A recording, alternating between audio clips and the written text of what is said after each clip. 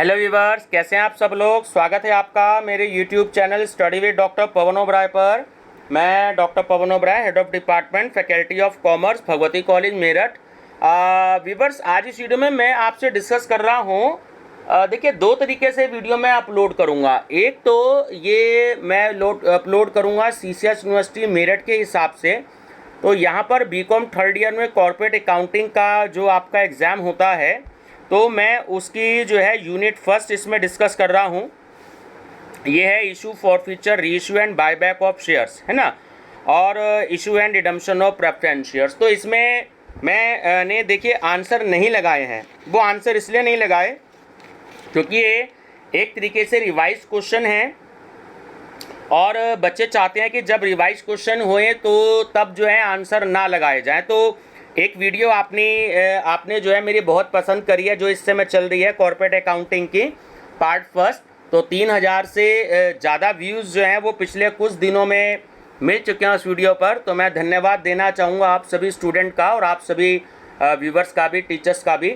और दूसरी तरीके से ये मैं वीडियो जो अपलोड करूँगा, ये अपना जो मैंने प्लेलिस्ट बना रखी है बीएड एंट्रेंस, टीजीटी, पीजीटी और असिस्टेंट अकाउंटेंट के लिए भी, ठीक है, क्योंकि बहुत सारे क्वेश्चंस जो हैं बहुत सारे कंपटीशंस के लिए अलग अलग होते हैं। तो फिलहाल मैंने इसमें आंसर टिक नहीं लगाए हैं, तो मैं बताऊंगा तो जल्दी जल्दी, लेकिन आप अंदाज़ा लगाते जाइएगा, उससे आपको पता लग जाएगा कि जो आपके एग्ज़ाम है। देखिए, सीसीएस यूनिवर्सिटी की बात करें तो 22 जुलाई से उनके एग्ज़ाम है, 1.5 घंटे का एग्ज़ाम होगा। 100 में से केवल 75 क्वेश्चन उन्हें करने हैं, तो वो कोई से भी क्वेश्चन कर सकते हैं। बाकी लखनऊ यूनिवर्सिटी में भी और आपके एचएनबी गढ़वाल यूनिवर्सिटी में भी जो है एमसीक्यूज़ के पेपर हैं। बहुत सारी यूनिवर्सिटीज़ में एमसीक्यूज़ के पेपर किए हैं अलग अलग यूनिवर्सिटी में। तो पर्टिकुलर एक यूनिवर्सिटी के हिसाब से नहीं है, लेकिन सीसीएस यूनिवर्सिटी मेरठ में क्योंकि ये यूनिट फर्स्ट का पार्ट है, तो इसलिए मैं इसमें डिस्कस करूँगा, ठीक है व्यूवर्स। तो टीजीटी, पीजीटी और असिस्टेंट अकाउंटेंट के लिए भी मैं इसकी अलग से प्लेलिस्ट अपलोड करूँगा। तो ये वीडियो मैं 2 बारी से अपलोड करूँगा। तो ये वीडियो भी, ये क्वेश्चंस भी पार्ट 1 की तरह, जो आपने कॉर्पोरेट अकाउंटिंग का मेरा इतना पसंद किया है, उससे मुझे पता है कि 2-3 क्वेश्चंस जो हैं उसके आंसर गलत हैं। अक्सर कुछ टीचर्स के भी मेरे पास कमेंट आए हैं और 1-2 स्टूडेंट के भी आए हैं। लेकिन बच्चों, जैसे कि मैं अक्सर बताता हूँ कि गलती हो जाती है कभी कभी प्रूफ रीडिंग सही नहीं हो पाती है, कुछ उसमें मिस्टेक रह जाती है। तो मैं अक्सर कहता हूं कि अगर किसी क्वेश्चन का आंसर गलत हो जाए तो उसके लिए मैं माफ़ी चाहूँगा, ठीक है। लेकिन अगर आपको लगता है कि मेरा आंसर गलत है और आप अपने आंसर पर श्योर हैं, तो आप अपने आंसर को मानिएगा फिर, ठीक है। क्योंकि जो गलत चीज़ मैंने 8 महीने पहले करा दी, अब वो गलत हो गई तो वो गलत हो गई। अब उसको बार बार आप कमेंट दे के अगर कहेंगे तो वो सही तो नहीं हो सकती। हाँ, जो मैं लेटेस्ट वीडियो बनाता हूँ तो उसमें कोशिश करता हूँ कि वो चीज़ें सही हो जाए, ठीक है व्यूवर्स। चलिए डिस्कस करते हैं। नंबर फर्स्ट, आप सभी अंदाज़ा लगाइएगा कि आंसर क्या हो सकता है, ठीक है।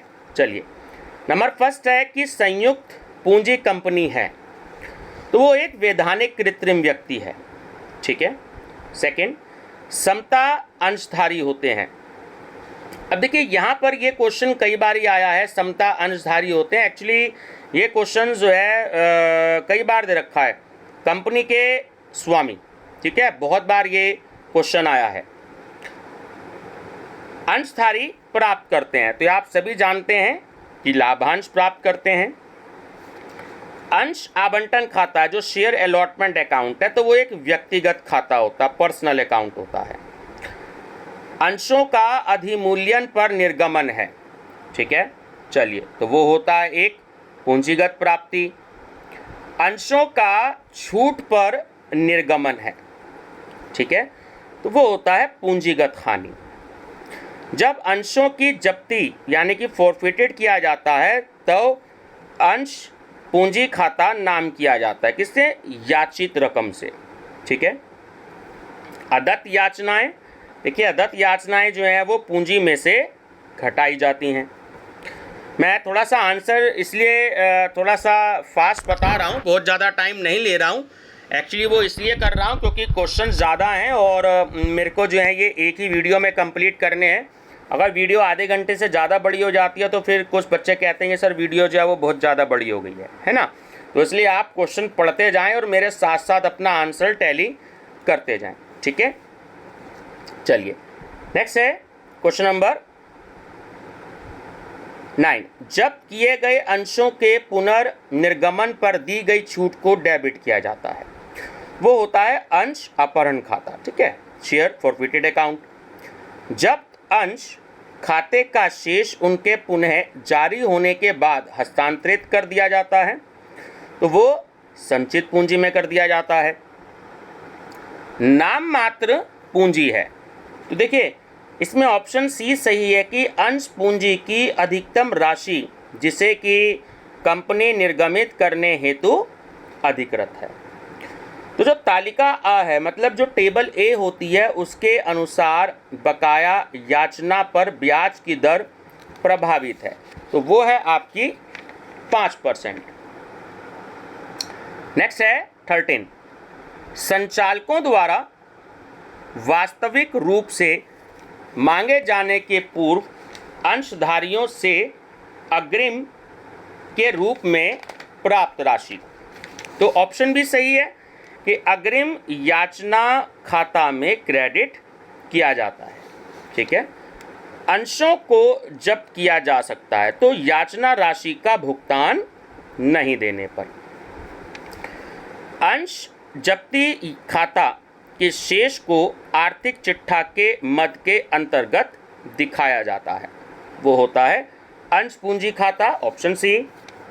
कंपनी द्वारा याचना किए जाने से पूर्व ही अंशधारियों से प्राप्त अग्रिम राशि को, ऑप्शन बी सही है कि अग्रिम मांग राशि खाता में या खाते में क्रेडिट किया जाता है।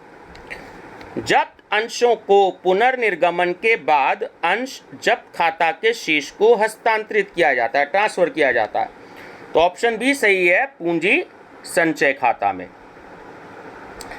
दायित्वों की कुल राशि में सम्मिलित की जाती है, तो इसमें चुकता पूंजी, ऑप्शन सी। अंश पूंजी की वास्तविक राशि है तो वो भी चुकता पूंजी होती है, ऑप्शन डी। अंश पूंजी का भाग जिसे केवल कंपनी के समापन पर मांगा जा सकता है उसे कहा जाता है संचित पूंजी, डी। पूंजी की वह राशि जो कि पूंजी वाक्य है ना, इंग्लिश में कैपिटल क्लॉज बोलते हैं, में उल्लेखित है तो वो कही जाती है। देखिए वो अधिकृत पूंजी भी और पंजीकृत पूंजी और नाम मात्र पूंजी, तो ऑप्शन डी करेक्ट है इसमें कि उपयुक्त सभी। प्रस्तावित लाभांश को कंपनी के आर्थिक चिट्ठा यानी बैलेंस शीट के शीर्षक में दिखाया जाता है, तो ऑप्शन ए सही है उसमें, वहाँ प्रावधान प्रोविजन, ठीक। समता 90,000 रुपये हो, दायित्व 60,000 रुपये हो, वर्ष का लाभ 20,000 रुपये हो, तो कुल संपत्तियां कितनी होंगी, तीनों को ऐड कर दीजिए, 1,70,000 रुपये, ठीक है। ये क्वेश्चन CCS यूनिवर्सिटी मेरठ में 3-4 बार पूछा गया है। समता अंशधारियों को अधिकार है, ठीक है, इन्हें वोटिंग राइट होता है मत का। संचय जिसे किसी विशेष उद्देश्य के लिए सृजित किया जाता है और जो आय के विरुद्ध प्रभावित होता है तो कहा जाता है उसे विशिष्ट संचय। अंशों के निर्गमन पर प्राप्त प्रीमियम को आर्थिक चिट्ठा के शीर्षक में दिखाया जाता है तो उसे कहते हैं संचय और आधिक्य, है ना, रिजर्व और सरप्लस, रिजर्व एंड सरप्लस। संचित पूंजी का क्या अर्थ है, तो वो है आपका अयाचित पूंजी का प्रार्थित भाग। वह अधिकतम राशि जिससे अधिक कंपनी को अपने अंशों के निर्गमन द्वारा कोष जुटाने की आज्ञा नहीं है, तो वो कौन सी कहलाती है, तो कहलाती है अधिकृत पूंजी। इनमें से कंपनी की पंजीकृत पूंजी कौन सी है, तो वो है आपकी अधिकृत पूंजी, है ना। चलिए नेक्स्ट है लाभांश सामान्यतः दिया जाता है। देखिए लाभांश जो होता है वो सामान्यतः दिया जाता है अधिकृत पूंजी पर, ठीक है, ध्यान रखेंगे। यदि विक्रेताओं को 1,20,000 रुपये की शुद्ध संपत्तियों के प्रतिफल में 1 लाख रुपए के पूर्णदत्त अंश निर्गमित किए जाएं तो शेष रुपए 20,000 रुपये जमा किए जाएंगे। किसमें? पूंजी संचय खाते में। जब प्रवर्तकों को अंश निर्गमित किए जाते हैं तो किस खाते को डेबिट किया जाएगा?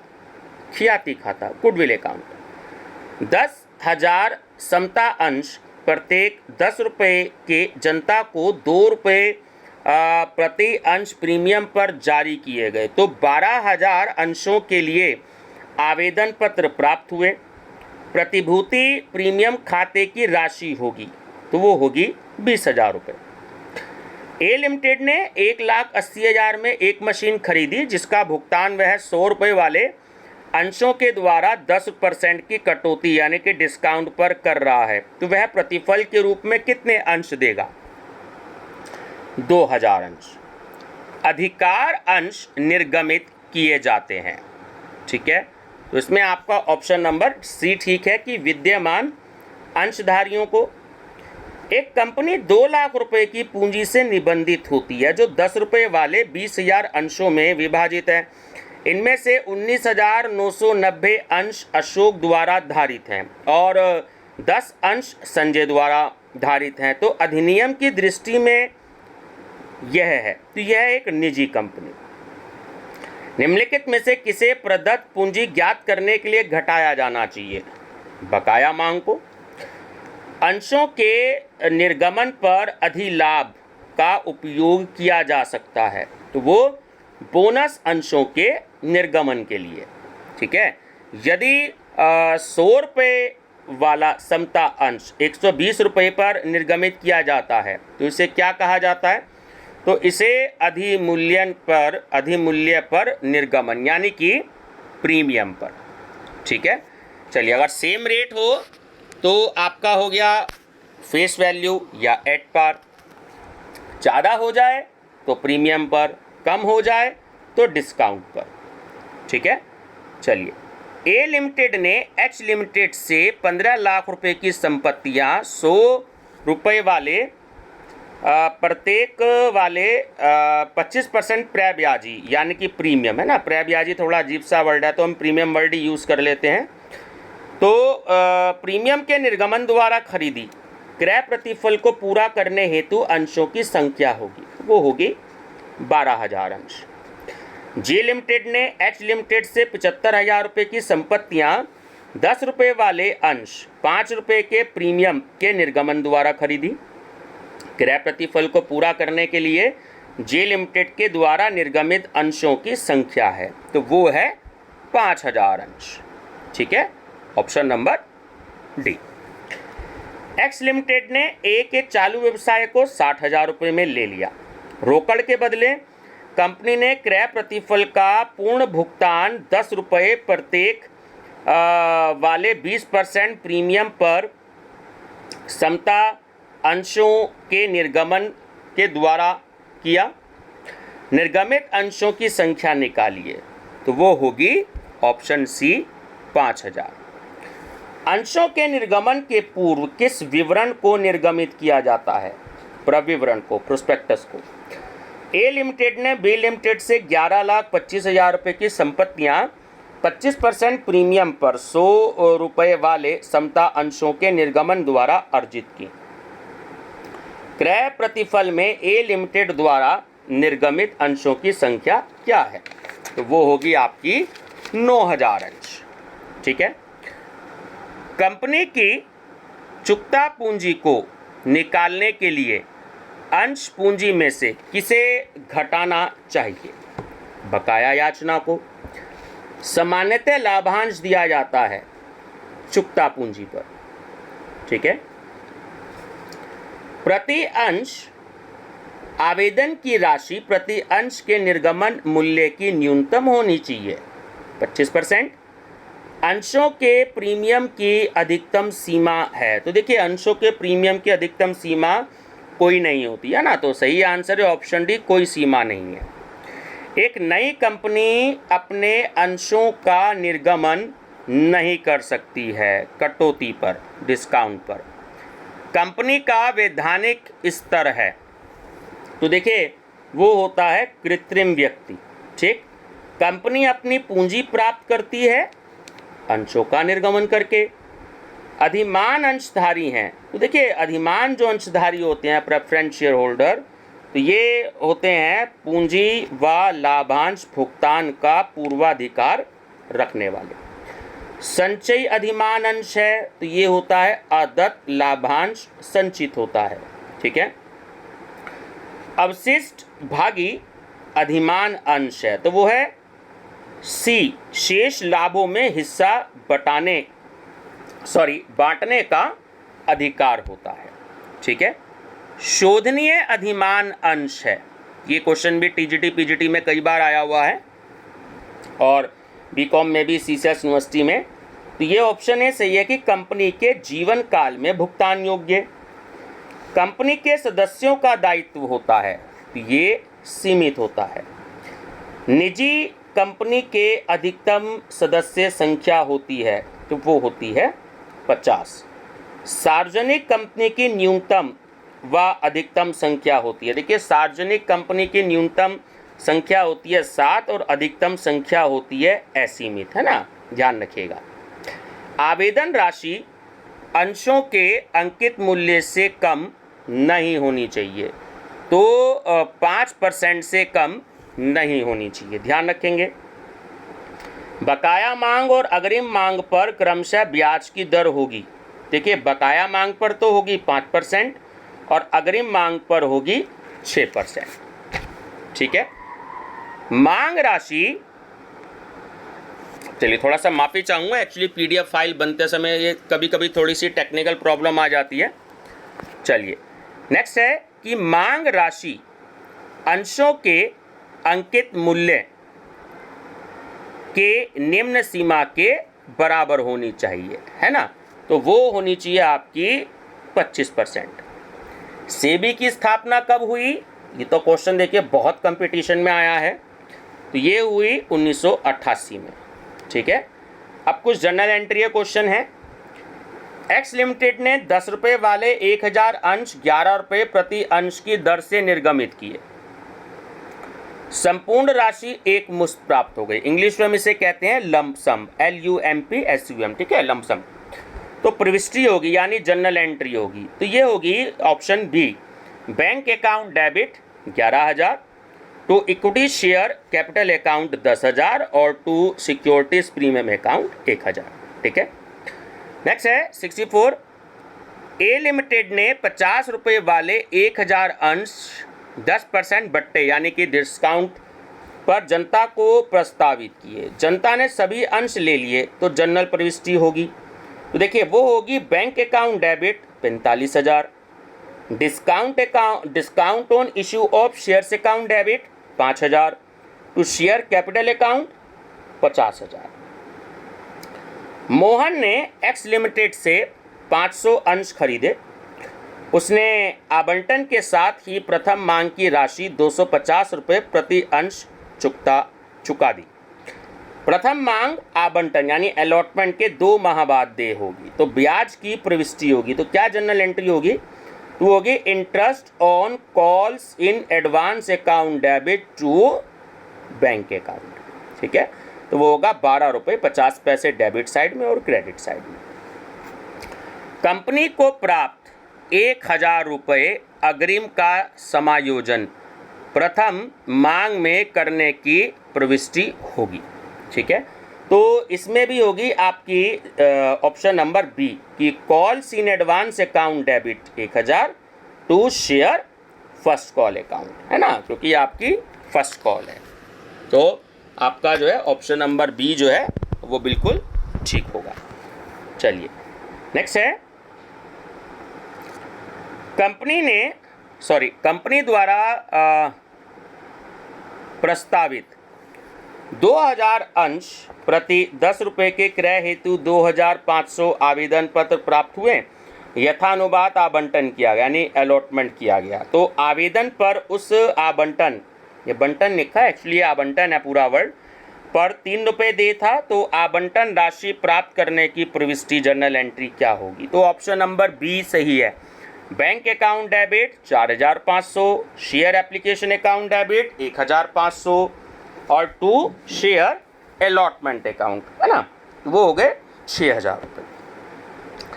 68, कंपनी ने 1,80,000 रुपये की मशीनरी क्रय करने के बदले 10% बट्टे पर अंश निर्गमित किए, तो जनरल एंट्री क्या होगी? तो देखिए इसमें जो आपकी जनरल एंट्री होगी वो ऑप्शन नंबर डी होगी, ठीक है।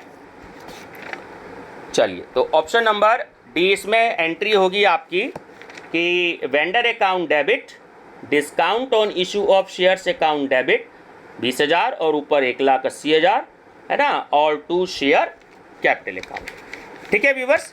तो इससे आगे के जो क्वेश्चन है वो मैं पार्ट नंबर 2 बनाऊंगा, क्योंकि ऑलरेडी लगभग 21 मिनट की वीडियो हो चुकी है।